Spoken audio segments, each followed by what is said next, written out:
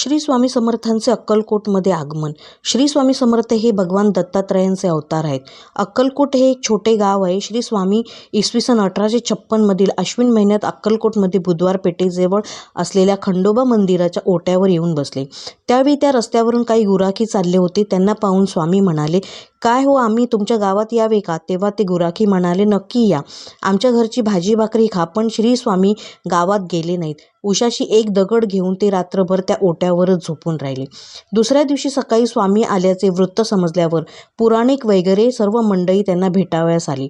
पुराणिकांनी स्वामींना आदराने आपल्या घरी नेले.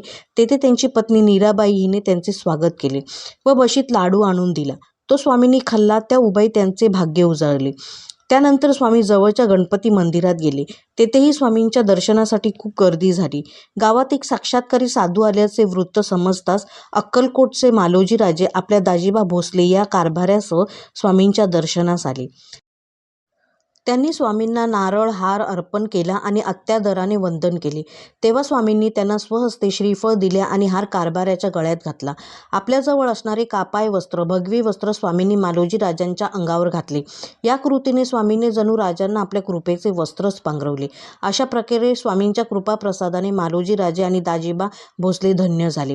त्यानंतर श्री स्वामी तेथून निघून नगरवेशीवर असलेल्या एका ओट्यावर जाऊन बसले. ते 3 दिवस काही न खाता बसून होते. 4थ्या दिवशी अहमद अली नावाच्या रिसालदाराचे लक्ष त्यांच्याकडे वेधले. त्याला स्वामींची चेष्टा करण्याची लहर आली. त्याने स्वामींना म्हटले, "क्यू बाबाजी, हुक्का पिते हो?" श्री स्वामी म्हणाले, "हां हां, जरूर, क्यू नाही." तेव्हा त्याने अग्नी न घालता एक चिलीम स्वामींना दिली. स्वामी पुढे काय करतात हे तो कुतूहलाने पाहू लागला. त्याचे कपट स्वामींच्या लक्षात आले होते, पण ते काहीही बोलले नाहीत. त्यांनी चिलीम ओढली तर त्यातून धूर बाहेर पडू लागला. हे पाहून रिसालदार घाबरला. हे कोणीतरी सत्पुरुष आहेत, आपण उगाचीच त्यांची परीक्षा घेतली. या विचाराने तो त्यांना शरण गेला.